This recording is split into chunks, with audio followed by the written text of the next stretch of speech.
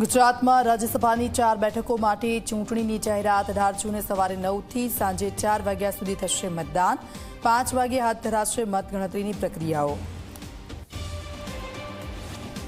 દાહોદની દેવગઢ બારિયા નગરપાલિકામાં રાજકીય ભૂકંપ। ભાજપના 6 સભ્યોને કરાયા સસ્પેન્ડ। વ્હીપનો ભંગ કરનાર સભ્યો સામે કાર્યવાહી। ફરીથી 6 બેઠક પર કરાશે ચૂંટણી।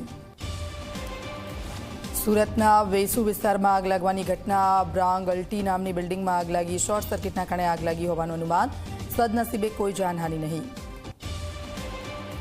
નકલી પનીર, ઘી સહિતના સામાન બાદ હવે ખાતર પણ નકલી। આણંદમાં બનાવટી ખાતર બનાવતી ફેક્ટરી પર દરોડા।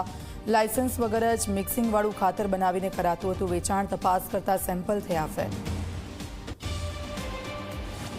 રાજ્યના માથે ફરી એકવાર કમોસમી વરસાદનું સંકટ। આવતીકાલથી 2 દિવસ વરસાદ પડવાની આગાહી। ગીર સોમનાથ, અમરેલી, ભાવનગરમાં પડશે વરસાદ। નવસારી, તાપી, ડાંગ, વલસાડમાં પણ વરસાદની સંભાવનાઓ।